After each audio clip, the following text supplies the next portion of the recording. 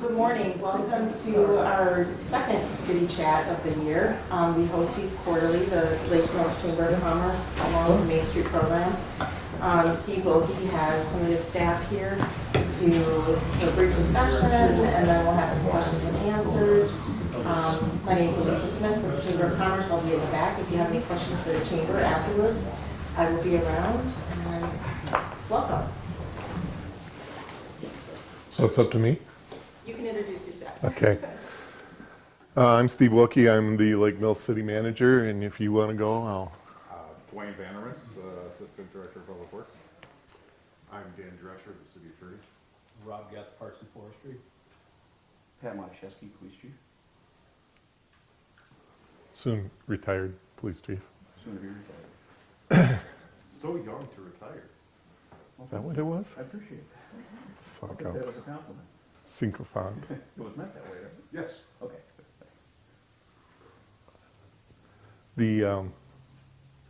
Is there any questions to start off with? Anywhere you want to start with? Anything you want to have a preliminary discussion on? Anita? Start with Main Street, please. Or, I can. okay, unless other people object. Anything specific about Main Street or just what I know today? Just an update would be great, Okay. please. South Main Street is a state highway project. It was scheduled to be constructed this year. Bids went out the bid letting went out in February, took the bids in early March. We received one bid that was 50% over the engineer's estimate or opinion of probable cost. At that point, they decided we worked with the state and we decided to reject the bids. They are now working on a new time schedule, which makes it, they want to rebid the project in early November of this year and open bids in late November with a schedule to start as early in the spring as possible. Kind of looking at the type of work that could start as early as mid-March. They've modified some of the requirements in the contract, but not significantly. I think they were dropping the liquidated damages a little bit. They were modifying the timeline that it had to be completed a little bit. And they were really tight into those phases. I don't know if you remember, there were 4 phases, starting at Madison Street and working south. They've modified those requirements from being absolutes to being a little bit more lenient. They've provided incentives, or they're talking about providing incentives to make the dates. So that instead of penalizing them for not making it, they pay them a bonus for making it.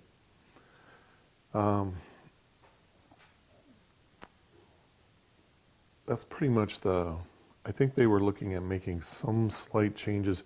There was some concern about contaminated soils, that there might be more contaminated soil there than they anticipated, and the distance that they would have to haul the contaminated soil was an issue. So they've kind of made some changes in that to see if they can make that a little bit more favorable for the contractors. Is there anything else that I need to know about that? I think we have a meeting next Friday to start going over all the bid documents again. We don't have to get all our federal permits again, but we basically do have to go through the whole state process again. So we'll start all over again, lining all the things up, making sure that all the drawings and contract documents are written correctly, trying to make sure that we've covered every detail before it goes out to bid in November. Anything else? Is it okay to ask a question now? Oh, yeah. Okay, so one of my concerns is, and I understand, that this is a big change in terms of what was expected and that some of the work needed to be done in advance, and I get all that. But as a person who walks sometimes on Main Street, I've almost been plowed down by a car because I can't, there's certain spots that you can't really, and it's not so much an issue now because there's not ice, but it's difficult sometimes to maneuver around some of the areas. So you're getting on the street, and then there's trucks out there, and then people aren't seeing it and they're coming around. I almost got hit once by a car, and I almost got hit once by a bicyclist who was on the sidewalk, which I know he's not supposed to be, and who was dodging some of the more uneven areas. And of course, we know there are texting issues because people constantly text on Main Street, and I know the police have had a public information campaign on that. But I wonder what we can do, because I do think that in the interim here, we have some issues, especially with summer coming up. And if you're going downtown, you really can't, I sometimes go up Pinnacle because that's where we live, and then I cut over, but you really can't avoid part of downtown. If you're trying to walk into downtown, you can't avoid Main Street. I didn't say that very correctly. So what can we do to make that safer, or what can we do to encourage residents to be more careful? All the construction that's going on now should be over relatively shortly. Okay. So they'll be pulling out. We have notified them they have to, they were throwing in temporary sidewalks for the wintertime for construction. They weren't going to spend a lot of time doing it. They are now coming back and replacing the sidewalks. I don't know if you've noticed, but they are in, and they're going to replace all the sidewalks. We've asked them to do asphalt patches on the pavement. So the sidewalks should be back in place. The pavement will be relatively decent. And the reason we're rebuilding the street is because it's in bad shape. So from that standpoint, about the only thing additional that we would consider doing is police patrols. But I'm anticipating we should be pretty much back to normal once those contractors are out of town. And those contractors are Intercon, who's working for We Energies. They're replacing the gas mains. And Peeper, who's doing electric, telephone, and cable. So, yeah, it won't be long now for any one of those three. So we did, I did take some complaints about that very issue on South Main, and when I went and I checked the construction out, I found that there is supposed to be a company that is setting up cones and for traffic directions, stuff like that. So we did reach out to them, we did have a conversation with them, and I went through several times and checked, and it did get better. They were setting up, with having individuals in place, making sure that they were flag personnel, as well as coning around some of these areas where the construction was going on. So I've noticed that has been real helpful, very effective. Thank you. Yes. The sidewalks around town, city, is in bad shape. They are uneven, not replaced. It's hard to walk on a lot of the streets, on sidewalks. And then you go to some places, the city sidewalks are left open. Is this in relation to South Main Street or the whole city? The whole city. And when you say left open, that there aren't any sidewalks? Well, there is sidewalks, but you gotta walk through gravel. Yeah. There are multiple issues there, I think, that you're probably addressing, and one of them is South Main Street, which has a lot of gas services going on and a lot of electric and telephone and cable services going on. So they're removing a lot of sidewalk, and they try and put it back, but it's going to be rough. Around the city, there are a lot of spots where that's occurring from lead lateral services. And what they've been doing is excuse me, they've been putting in the new service, the new copper service from the street all the way into the home.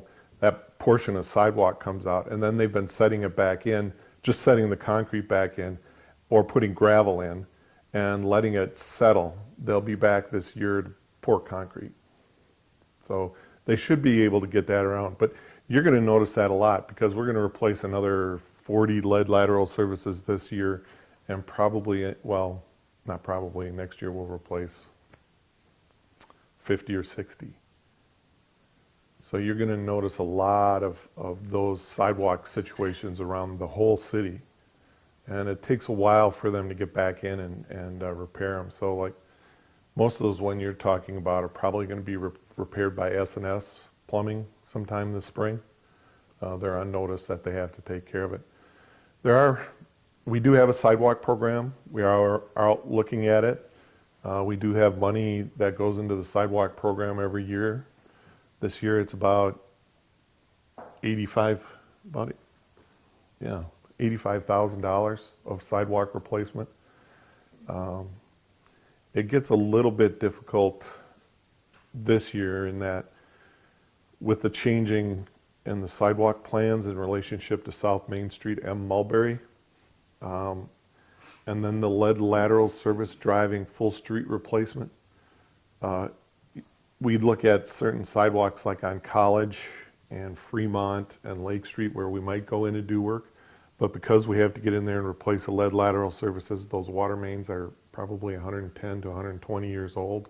So they need to be replaced. The water mains actually run through the sanitary sewers.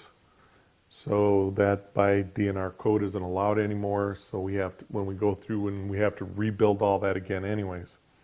So we don't want to go in and put in, several $1,000s worth of sidewalk repairs if we don't have to when, in 5-6 years we're going to replace the whole street anyways. So what we're trying to do is evaluate, what we did was we evaluated what the causes were, how bad the sidewalk was, and if it was a trip hazard or not. So that's pretty much where we're going to spend our money this year is on that trip hazards and the ones that are pretty much disintegrated and at least need some level of replacement. How come some places do not have any sidewalk?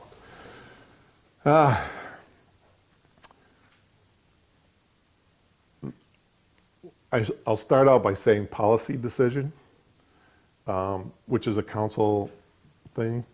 What happened is used to be that probably back in the 50s and 60s, the city was pretty sidewalk aggressive. So all new subdivisions, which is when there was a substantial amount of growth in the city of Lake Mills, were required to put in sidewalks, and then the city special assessed a lot of sidewalks into the areas where it didn't have it. Moving into the 70s, the economic conditions changed quite a bit, so you'd have found a lot of subdivisions that no longer had sidewalks required. So there would be a lot of places that didn't have sidewalks. The next issue is a lot of the areas that are now in the city of Lake Mills were originally in the town of Lake Mills. And the town of Lake Mills has a totally different set of standards than in the city. So you would see an urban cross-section for the roadway. So you'd see a high crown street with ditches, no sidewalk. Eventually, over time, the city would come in and change that into an urban cross-section.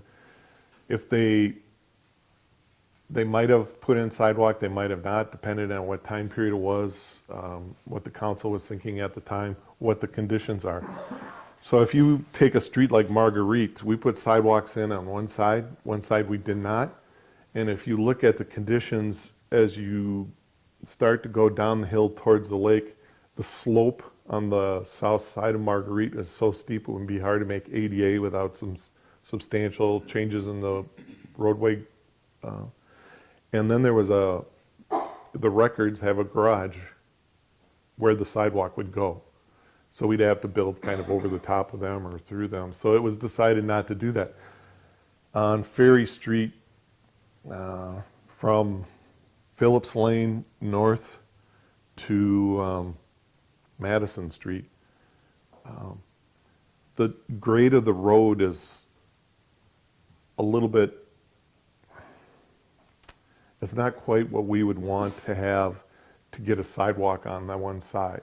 So we've opted to wait until we actually rebuild that portion of Ferry and get the road grade put in at a desired level that it would allow sidewalks to benefit on the other side.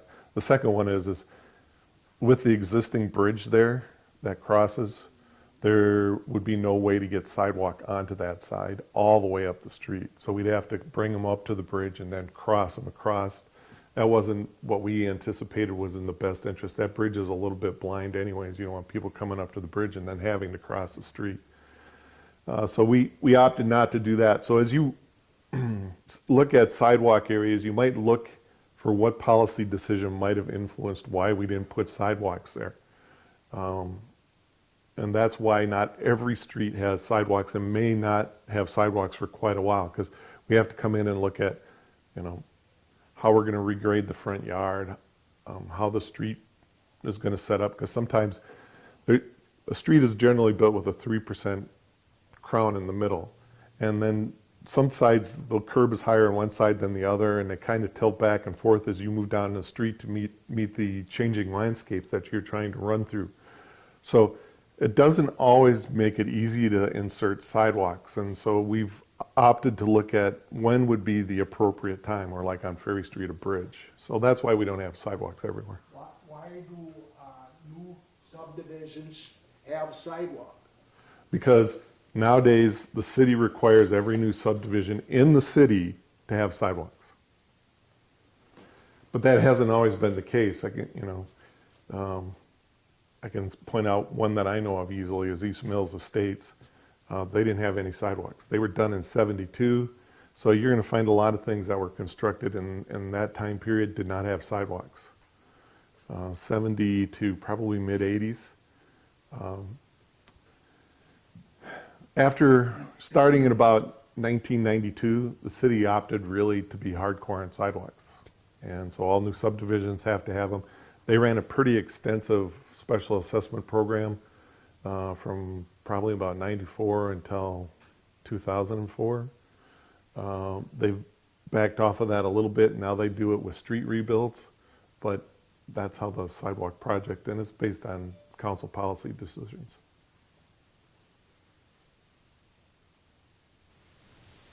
Can I recommend that if you do see a trip hazard, call the Public Works Department.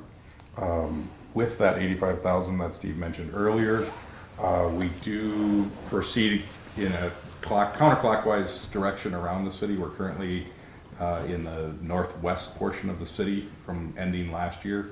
And we move, generally observing streets, we'll move from Ferry Drive toward Lake Street along the lake this year. But if someone has called and there's a specific location not in that area, there is a list that's kept at the Public Works Department, and as the year goes on, we'll address those, even though they're in a different location within the city. And you'll probably see us constructing sidewalks next week on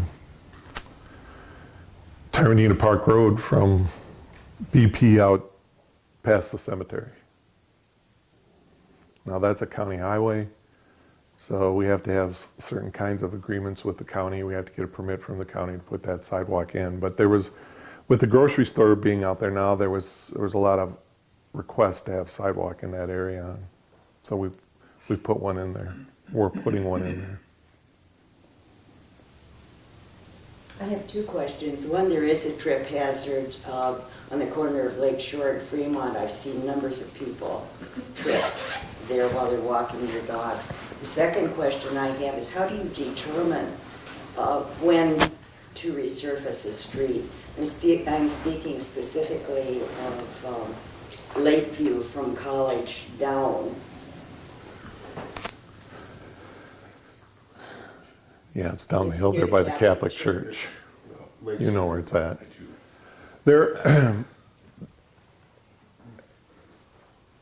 We do what we call a pacer rating. Is it pacer or phaser? Pacer. Pacer. And we're required to do it every 2 years by the state. I think we do it every year anyways, because we use the data. We actually travel the streets and video record them. And then we analyze them and based on a guidelines of rating system and guidelines set out by the state, we evaluate each street, and then that goes into a chart that gets filed with the state. So we use that. That's not the only item, though. In fact, there are a lot of items. But the next one is how are the water and sewer under the street? Okay. How are the sidewalks? How's the curb? Those are all kind of tied into the street rating. But then let's take Lakeview. The water main at the intersection of Lakeview and College is extremely old and extremely shallow. We want to do that street as one full rebuild. Okay. But we have a lot of streets in those types of conditions that continue to come down the line. So like when we did East Lakeland Estates, one of the reasons we liked that subdivision in that time period is there weren't a lot of water and sewer replacements that needed to be done. So it was a little bit cheaper on the street replacement for us than it was the other one. The water utility doesn't have a lot of money. And so we have to kind of pick and choose where we go. So South Main Street, we're replacing 1.5 miles of water main. That's, if I remember right, that's $1.7 million worth of water main. Mulberry is going to be about $500,000. College, Lake, Fremont are all the same condition. They're all 100 years old, a lot of water main that needs to be replaced. South Main, same with Lake, same with Fremont. The water main runs through the sanitary sewer. So we're trying to categorize our street rebuilds. The other thing is that we know that most of the lead lateral services are in a very specific area. They generally run from Grant Street south and Reed Street east, and then probably Phillips Lane. There aren't too many south of Phillips Lane. Reed Street West. Reed Street West, thank you. And so in that area, we're looking at streets. So like, if you look at our current capital improvement plan, Lake Street, College, and Fremont are in the list. Well, this is a hazardous street though, I mean, for bicyclists, you know. It actually has potholes, just filling it in, I think, would suffice until a larger plan could be implemented, but it is hazardous. We do actually go out and pothole that street on a regular basis. The problem is weather conditions. You can stick cold patch into a pothole, and if you get a freeze thaw, it's coming out. The other one is that the grade of the hill that's on, the water pulls everything out of there when it rains. And I don't know if you noticed, but there isn't a lot of stormwater drainage in the city of Lake Mills. It's just supposed to run to the lake somehow. I'm not sure how. So we've been working, I mean, we've got a whole plan set up for the west side. We had to go and do a whole stormwater analysis, figure out where all the water drainage sheds are and how to get the stormwater out of there, because that ties into that too. And so we're trying to figure out where to put the best money in for the bang. And you might have to look at doing an asphalt patch there this year to kind of hold some of the areas together. But We've actually already talked about that. There is already a trench patch for a lead service in the near area, and we know we'll have the maintenance crew, the asphalt company that is will ultimately have a contract bid with. They'll have a patch right there.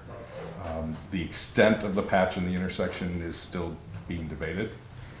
Because again, we don't want to put too many dollars in maintenance on something that really should be rebuilt. And then it goes back to Steve's issue that he brought up about the water main itself. Putting a lot of dollars in a street rebuild without fixing the underlying utilities, we don't really want to come back and have to fix a utility after we've replaced the street. we looked at South Main Street, and this year when they delayed it, we had all those lead lateral services we were planning to replace. Now the debate becomes, are we going to do them this year? Well, think about it. When they replace their portion, we have to replace our portion. Our portion at a minimum is $5,000. So if you replace, what, 25, 30, you're in the $300,000 category for us. Next year, we replace that. They're relocating the water main. All those services would have to be replaced again. So you're double dipping, and that's what happens on every street. You put in asphalt to repair it, and then you come back 2 years later and tear it out.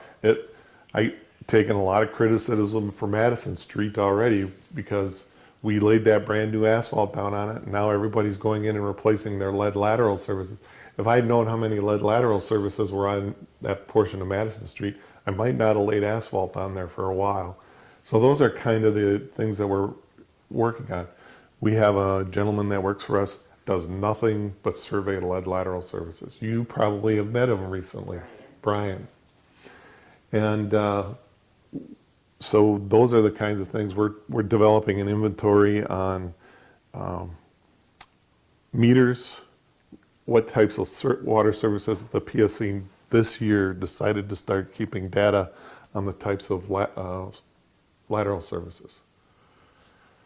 So we now are in the process of generating what every single service in the city is. Was it lead? Is it galvanized? Is it copper? We're developing more data than I thought we could ever collect. And those are things that now go into the decision making for how we construct streets. But be clear, if a private landowner decides to replace their lead service, the water utility is required to replace, if the water utility has a service connected to that service in the city side, they must replace that lead portion as well. So as we're looking at maintenance of streets, we can't always predict when someone, after we do a maintenance, either a chip seal or we can try to make contact with those landowners that we're going to be in the area and doing a maintenance, but we can't predict whether a landowner will decide to do their lead service the following year or 6 months later. We did see that happen last year. And this to really some ties extent. into the kind of partnership between the city of Lake Mills and its residents with regard to the lead service program. We need the citizenry's help with regard to gathering that data. We're under a mandate from the DNR that says we have to catalog our entire city with regard to what lead lateral services are, where they exist, and then a plan to replace them. So that's why Brian is hitting the streets so hard right now, trying to get access to more and more people's houses just to figure out where those services are and when, how the appropriate way to replace them is. We've been very property owner sensitive. Very.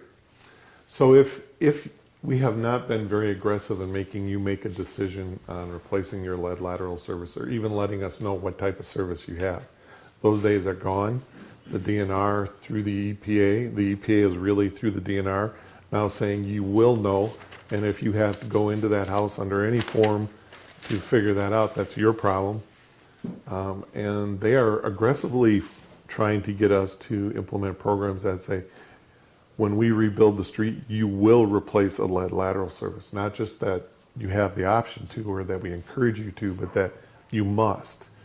And so you're going to see a lot more of that type of debate in the future as the DNR gets much more aggressive on their expectations. And they don't really make a big press release to you and make a big announcement in the newspaper. Generally what they do is they call us into Fitchburg, they throw a consent order on the table and they say, this is what you're going to do. And then we get to sign it or go to court. So I agree, Steve, when you mentioned full rebuilds.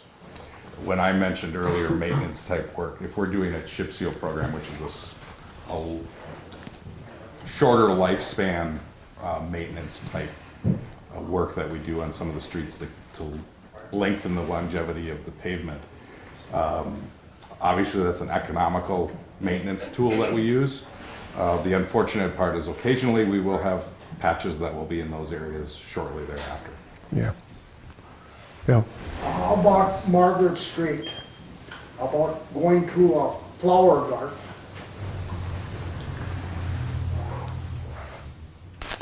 On Marguerite Street, Yes. and we went to a flower garden to put in a sidewalk?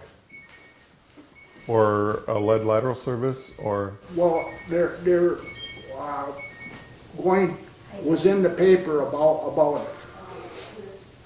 Margaret Street. Going to a flower garden. I don't know.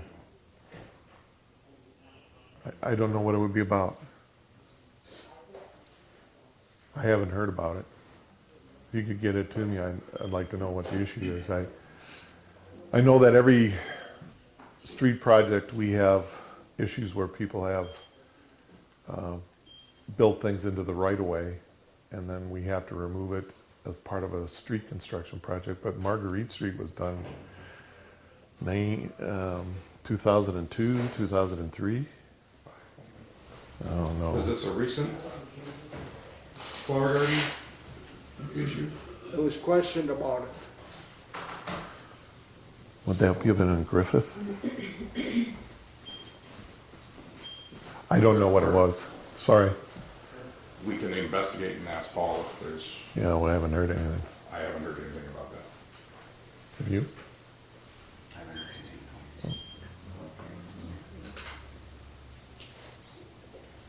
Change the subject. Okay. I'm with the Historical Society of Oakland here.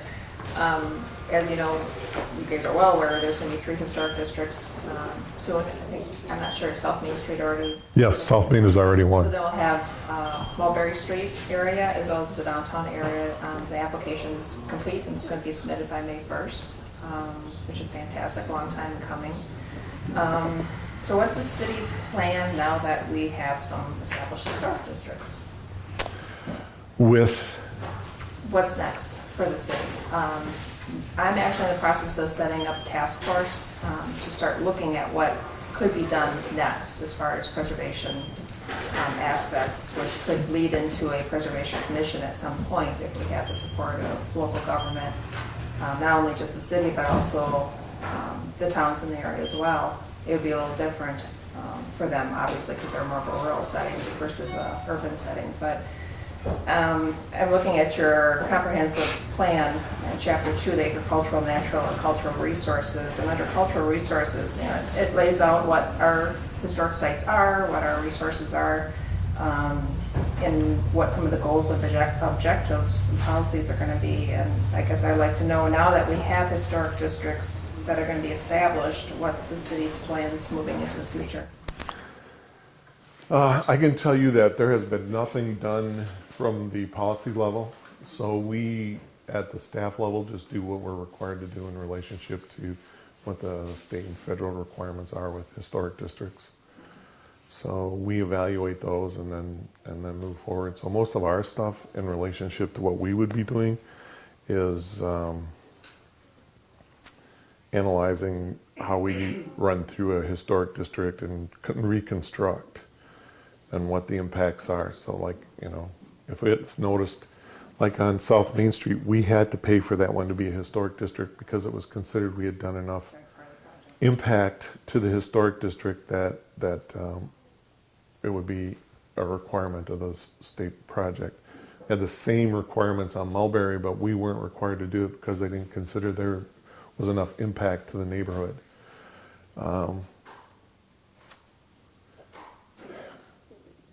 So like on Mulberry, we probably could have gone in and taken, we had permission to take out a lot of trees. It wasn't going to be like on South Main Street where every tree was coming out, but we had a permission to take out a lot of trees. Instead of doing that, we just went underground for that historic district and then came out. It cost us probably about another $200,000 to do that, but that's what we recommended based on the historic district. From the standpoint of commissions and anything like that, there was a historic commission at one time. It's come and gone. They rise and fall. You know, at the meetings, there's a certain amount of, yes, we'd like the tax credits, but we don't want to be told what to do. And the second you start going to historic preservation districts at this level, they start to become more and more involved in telling people what they can do with their property. That, if that's going to be done, that's going to be done at the council level. That's not something that we're going to bite off as a staff. We're going to follow the rules that are required as far as it being designated a historic district, but that's something the council has to take up. So if you're interested in that, you need to talk to your council members.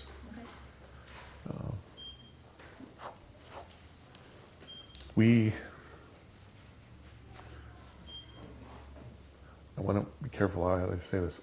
I read the comprehensive plan. I don't know how many other people do. Well, that's a good point. There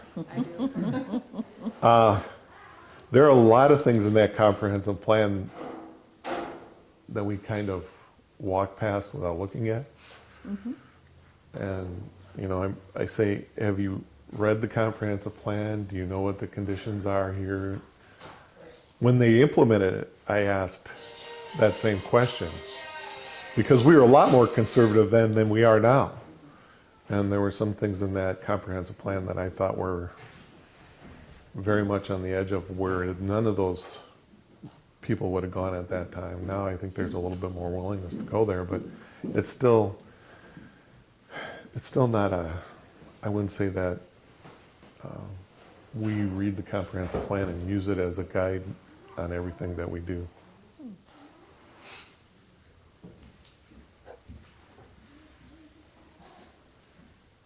Any other questions? I will, if you'll indulge me for a little while. The city is into several major goal-setting studies. There's the multi-use community center, which I know Carol's interested in. There's the Sandy Beach one, which I know Robin is interested in. There's the Mill Pond one. What's the other one? Composting. Those are several major ones. One of the other ones that the council bid off and worked on the other night was the fire EMS. And it is an issue. And it's an issue for the city in the fact that being able to maintain the volunteer staff that we need to respond to fires is getting more and more difficult. So they're asking staff to look at it and come in with some recommendations. And so what we looked at the other night was the history of the fire department and the EMS. And so you're looking at a number of issues that run back 20 years. As you look at that history, there have been, if you didn't understand that there was a rift between the fire department and the EMS, you probably weren't really paying attention. It has gotten better over the years. But it's still an issue that we have to look at because one of the main primary recommendations that comes from me is that we cannot afford to put a full-time fire department out there for the number of fire calls that we take. Now, we need to be able to, we have a statutory requirement to respond, but you're going to basically take an agency whose number of fire calls has dropped every year for the last 50 years and pay them the $1.3 to $1.4 million, very similar to a fire department where you're staffing it quite heavily, paying all the related benefits and everything for people who aren't responding to nearly as many calls as they would have years ago. So how do you justify having full-time people on staff that often? Well, you combine them with the EMS because the EMS calls are going up all the time. Our population is getting older. There are conditions now that exist that make it so that, you know, people expect ambulances to show up and take them. We have a lot of nursing homes and memory care units and assisted living in the area, and that drives a lot of EMS calls. Combining the two justifies putting the cost into it. So when I look at it and I say, okay, here's our history, here's the cultures, and here's what we really need to do if we're going to make this a viable full-time operation. That's what's going to happen. You're going to have to figure out how to bring those two together. And that's what I think the council, that's what I was trying to provide to the council. I don't know that that came through in any of the information that's been provided, but when you try and think about the needs of the community and the expectations of the community and what we can actually provide under our current conditions, is getting more and more difficult. And if you go to the website where we did that study, I provided about, 60 studies of communities all over the United States that are going through the same problem. And there have been a broad range of discussions on how to handle it. The vast majority of them are going to fall to exactly what I'm proposing. And so I'm not saying that's what has to happen. I'm not saying that there's anything else that I expect. But if the council's asking me what I think is the best option, that's my suggestion. They can go where they want to go, and they've got all the information. I've provided them with a lot of information. I will continue to provide them with the information they need. But I've done a lot of research in this area. I've read the North Shore reports. I've read the South Shore reports. I've talked to Rob Henkin, who's written both those reports and runs the Policy Institute in Milwaukee. And I know that this is a very difficult issue, and probably at some point in time we're going to have to make some major changes. Watch the recent Town of Lake Mills board meeting. They had a presentation regarding the Cambridge Fire Department. And the Cambridge Fire Department is putting a lot of full-time people on. And so the cost to the town of Lake Mills in relationship to fire EMS from that agency is going up substantially.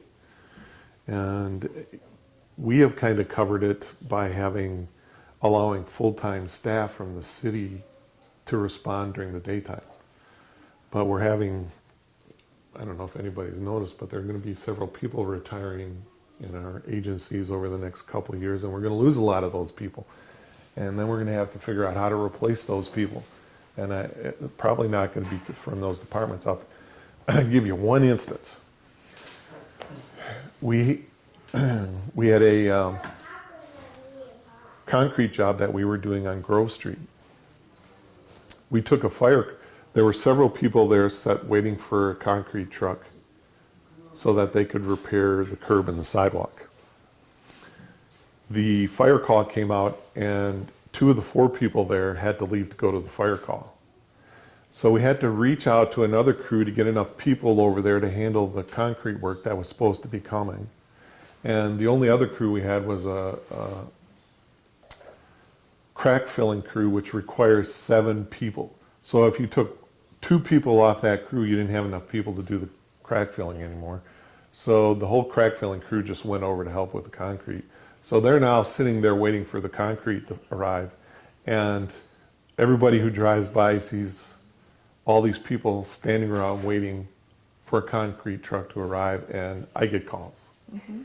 Okay, so the fact that I had to let 2 people leave for a fire call changed the whole situation for the day. If I didn't have to let those 2 people go for that, we would have been able to finish all our street maintenance as expected. But you have to realize this happens day after day after day on my crew. So they're getting shifted around all the time in order to respond to fire calls. And so our maintenance doesn't happen like it's expected. Rob, 2 of your people are on fire, right? And you have the same issues. And so we're going through an analysis of when does this start impacting us so significantly? Do we have to hire more people in the street department to cover up for the people we're losing? Do we hire full-time firefighters? If we hire full-time firefighters, do we want them to be EMS too? So those are, as you start to listen to what's going on, don't overreact. Start to think about listening to the information and thinking about what you think is the best option coming out of that. A lot of good reads in that website at the city. So I encourage you to become involved in the conversation. I think that, as We contract with Lake Mills EMS. They have 3 ambulances. They, during the daytime, have problems staffing more than 1. I could probably get another ambulance out during the day. Now you're debating, what are the chances of there being more than 1 ambulance required? Probably pretty substantial. Well, what about the 3rd one? So where do you stop? What level of insurance are you asking us to guarantee? I know that when your son is the 3rd one and there are no ambulances coming, and then finally you get one from Jefferson, it gets to be pretty stressful. But we also have to balance out the budget items and how to respond and what are our best options. Is it the best option to wait for Jefferson to show up? Or is it better to have something at the fire department to respond, to back them up? Or is it better to join them all together and see if we can't put enough together to make it happen at a faster rate across the board? Because I know that they're having the same problems we're having with volunteers. I know that. You don't hear a lot about it, but I'll guarantee you it's a problem. And they're paying, I believe they're paying well over $250,000 for people to be there. And we're not anywhere near that yet, but I think we're going to have to be there. So if you're putting all that money into 2 separate agencies, can you put it together and make one better one? That's a debate we're going to have. Anything else you want to talk about? Can you talk a little bit about where you are in the budget process? For 19 or 18? Any of them. Just going forward. 18 has been significantly modified Because of Main Street. because of Main Street. Okay, so we're sitting there, we have all our budgeting ready, we have all our documents, so we've passed resolutions and all kinds of things, preparing to borrow money to put in place all the things that we can do on South Main Street. So you're looking at an $8 million project, of which the city is paying, about $5 million. So we have to figure out how to bond all that, how to put it into place, how to structure it. When we don't award that, we were at the point where we are actually already starting to draw up all the legal documents in order to be able to borrow the money. So when we have to restart, the legal documents require you to say what you're borrowing the money for. So now we're no longer borrowing the money for water and sewer and South Main Street.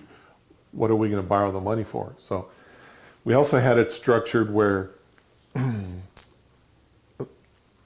South Main Street was going to tie up most of the south end of the city. So we were going to do all our maintenance work on the north side. And then next year, when Mulberry would tie up the north side of the city, we would do maintenance on the south side. Well, now both Mulberry and Main Street are planned to be done in 19.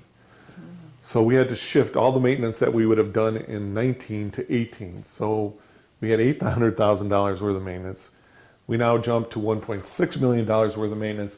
And Dwayne has to figure out how to do all that in the couple weeks and then write the contracts and get them out.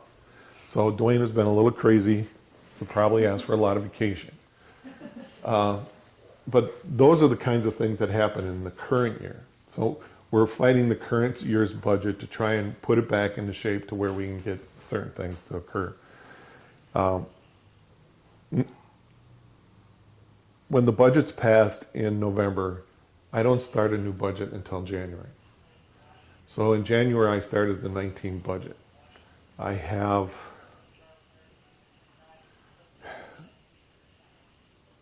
how should I say this?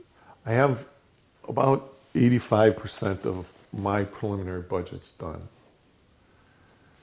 But we're changing the whole budget. So we're trying to shift to a PBB, which is a priority-based budget. And priority-based budgets have to have programs and then assigned tasks, and you have to know how much you're spending on each of those categories.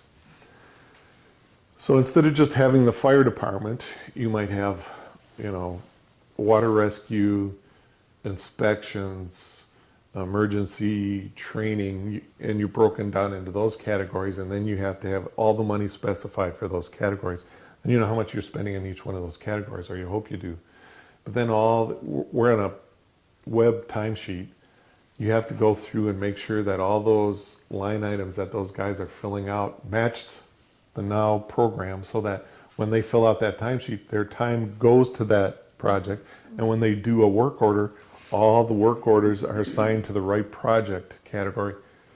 We never had to do that before. It was the department, so you just looked at 10 or 60 or the primary budget. Now we're breaking it down into all these categories, because what we want to understand is everything that we're actually doing, how much money we spend on it, and do we really need to do that?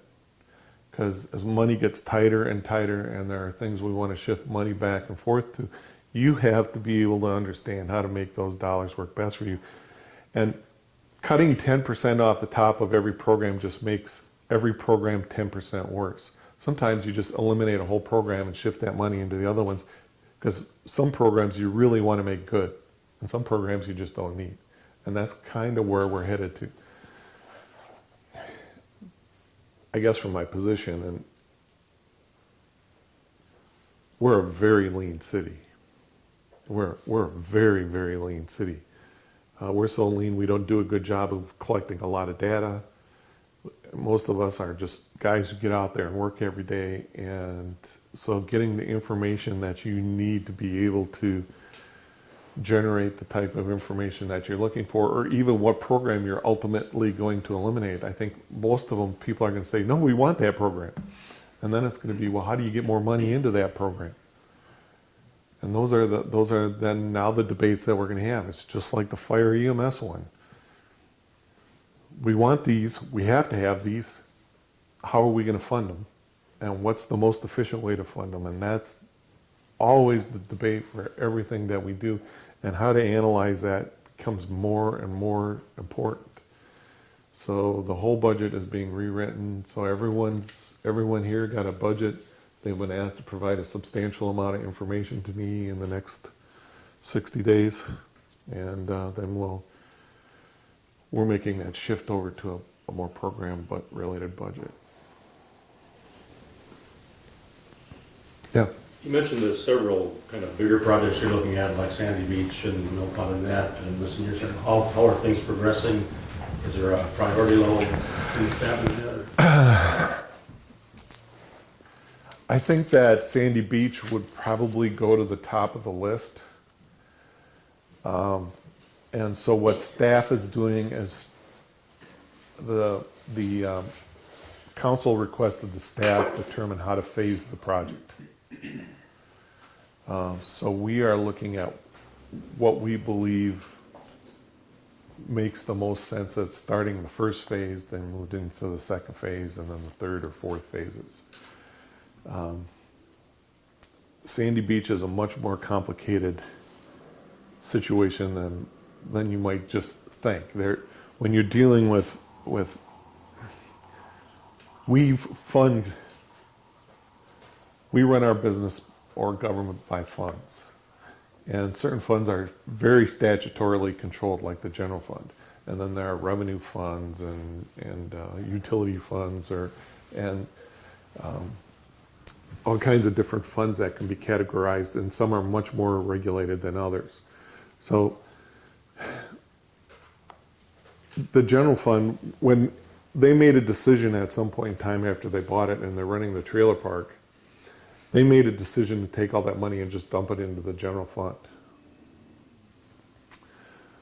Well, if we take all those trailers out in 1 year, we lose $400,000 worth of the revenue. There's no way to make that up because that's all fee revenue and you can't raise your levy to cover that. So how do we lose, what do we not do with, because that's all operational money, what do we not do that year? I mean, that's literally the whole Parks Department. So that's the debate we have to have, and how we structure this change out is how to have the least fiscal impact in the general fund, and then how to try and shift it so that we can pull ourselves into a situation where we're more revenue-based.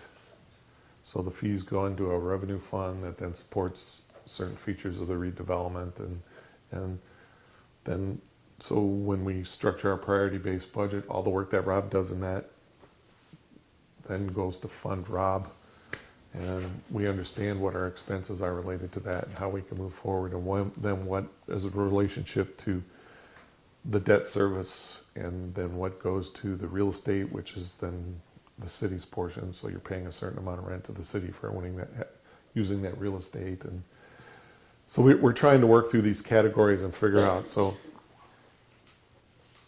right now at Sandy Beach, the boat launch cuts the beach in half. That's about as unsafe as it can get. And the first recommendation Rob gave us when we started looking at making changes down there was get the boat launch out of the middle and make the beaches all one long thing, so you don't have kids swimming back and forth between the two beaches through boats. We had the inspection on the restaurant. We put about $30,000 worth of money into the restaurant. We got about 5 years. The restaurants, I don't know if you remember, there used to be a fireplace in the restaurant. The floors are sagging enough that the fireplace started pulling away from the wall, so Rob had to take it out. So those are the kinds of conditions you're looking at. The restaurant needs to be replaced in some form or fashion.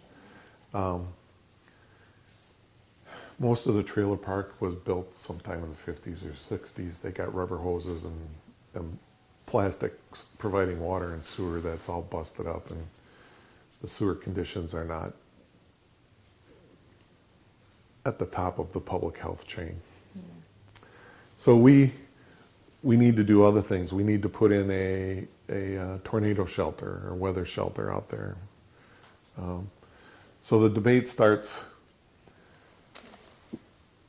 We do not want to give up the real estate. We want to keep it for city property in case at some time in the future they decide to expand the whole park and make a park. What's the best holding method in the interim for doing that? Well, trailer parks. A trailer park generates somewhere around $330,000 a year. Then some of the additional revenues that come along with it, like trailer rental and boat lifts, all come in, adds up to about $400,000 a year. If we build condos out there, we would have all the maintenance, we would have the condos on our property. We would have to build 4-story condos to get in enough condos to generate the type of revenue that we do out of the trailer park. To top it off, if we sold it to a private entity, which we get all the time, we go even less, because we're getting about $3,000 per trailer now on 99 trailers. Each condo unit would only generate about $1,100 for us, because most of the taxes that's paid on that go to the school district and the county, and so we end up losing money on a private entity. So if we want to hold it as city property and we want to be able to generate the most dollars off of it, the trailer park is the most reasonable option. But how much money do we invest in it now? How much longer do we hold it before we make other changes? And then all those types of things start falling into it. And then it's like Sandy Beach is on a long dead end, an extreme public hazard for a park that has up to 2,000 people at it on certain given days.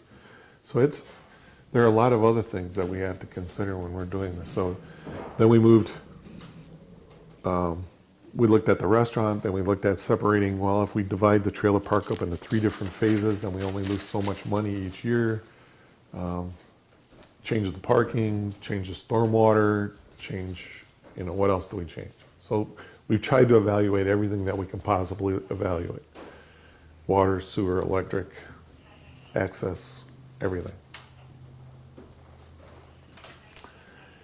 So after Sandy Beach, I can tell you that the dredging of the mill pond, we have received a proposal to run 5 years of testing on the mill pond. We're probably going to sit down with Sue Graham from the DNR and Patricia Cicero from Lake Management at the county and try and divide up how we manage these testing categories to see what the actual health of the mill pond is and what timeline we are looking at actually needing to do something substantial. Composting is at the Public Works Board. They're moving forward quite quickly, I believe. I think that's something that we'll see sooner than later. The current method we use for disposing is just landfilling at the county range. I don't believe that's going to be an option for much longer. So composting is probably our next best option.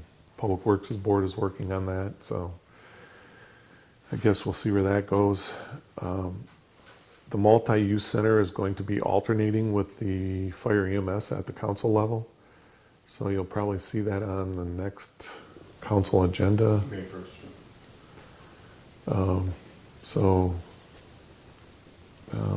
Was it May 1st, It decide? must be May 15th. I don't think we go into work session. Yeah, I don't think we do after that one. But those are probably the primary ones that we're working on. So what was the other one? Did I cover them all? Yeah, I covered them all. I don't know when the Sandy Beach and the Mill Pond are both in a phase where the staff is working on proposals, and then we'll deliver those to the council. Then we'll see what they do with those. So I imagine those will be closer to the end of the year before we actually have something put together. Right now there's a lot of development activity interest in the community, so we're also trying to keep up with all that and those types of proposals. So we, every day we get a call and someone wants to know about something, where this real estate is, how much it costs, is there water and sewer available, what it would take to get there. So we have to respond to all those types of calls too. When you say alternating the multi-use facility, which of course we intend on, is alternating with the EMS, are you talking about the discussion part? Yes. Priorities? When it goes to the council, they send composting to the Public Works Board. They hung on to those two. I imagine at some point in time they may send the fire EMS one to a study committee like they did with the multi-use one. I'm not trying to wait and see what they think about the multi-use one. We've kind of got to the proposal phase. It's more along the lines of now of probably asking us to develop an implementation concept. But to answer your question, every month, once a month at a council meeting, you're having a work session. Potentially, yeah. So the This one topics is, will alternate between those two. yeah. How about Bartles Beach? All the rules. You want to answer that one, Rob? What about all the rules? Well, to pick up recyclable and garbage and restrictions of times that you can be there and that. The park board historically has looked at all the park rules and have set reasonable rules, what they feel. They're more than willing to listen to anybody that would like to see things altered. So if there is something you would like to see changed, they'll be more than willing to listen to you. You have one specific Well, I've been walking through there and looking at the rules. Mhm. And I think people should be aware of the rules at Bartles Beach. The rules are posted on the building there. Yes. As far as any other information to be able to get out there is very difficult to do. The enforcement ends up going to the police department for enforcing the rules. The parks department and forestry department does not have any ability to do any law enforcement on it. If there are violations, like any other rule regulation in the city, it's a matter of calling the police department to come and they'll respond and take care of the situation.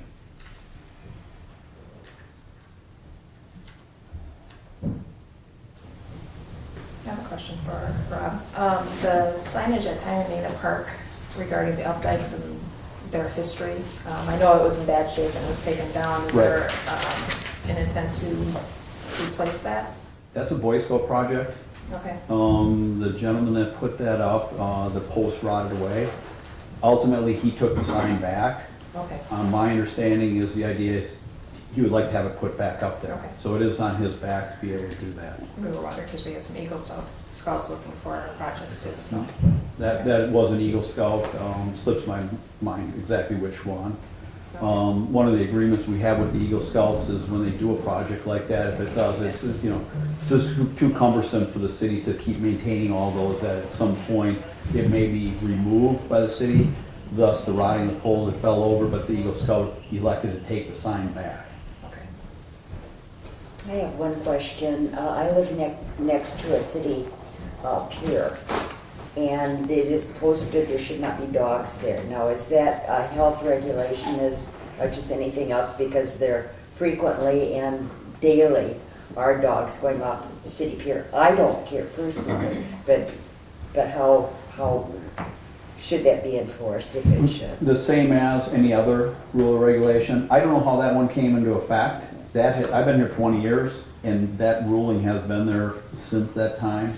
It has never been asked about, addressed, discussed as should we change it or any of those. So it isn't health regulation necessarily? Not that I would be aware of. I would think I don't that would care try to if be they're more there. safety Yeah. related, but yeah, you give us a call. I mean, Yeah. if Well, I we're seeing don't that down care. there. No, Yeah. if it's not a health thing, I don't care unless they're barking a lot, but that's not often. I think it's more intended for, community access, not to isolate anyone out because a dog is there or something like that. Okay. Just safety rather than specific health concerns with regard to Okay. And just to go back to this gentleman's question too about the park rules at Bartels Beach, we are, as Rob said, give us a call if you see somebody in violation of those rules. We'll definitely respond and look at that. But we also, in the summertime, the police department, we have a meeting, and I sit down with staff and make them aware of, basically what we're looking at, for summer patrol. And that is one of the major things that we look at. I mean, we look at it all year round with the parks, but definitely in the summertime, we pay a lot of attention to the parks, and we get out, I want the officers getting out at the parks, not just sitting in the car, just driving by, but actually getting out and seeing what's going on, talking to the people, that sort of thing. So we do have our eyes peeled for a lot of that stuff, but if we miss it, we can't be everywhere all the time, give us a call. We'd be happy to come down and take care of it. I would just like to say thank you to all of you. I know you're juggling a lot of balls. And so is the city council right now. And although I, like a lot of other residents, don't always agree with all the decisions, we still do appreciate what's going on. Thanks. I'm sure the council appreciates it. I would like to say, oh, thank you. I'm sorry, I didn't mean to interrupt. As I was sitting here looking, the panels are going up on the bandstand, and they're pretty significantly beautiful, I think. They've been installed so that we could, when we do the June 6th first city band concert, which will be the rededication for that, for the Franklin Halsey bandstand. So you will be hearing a lot more about it, but take a look and walk over there. It's really, really neat.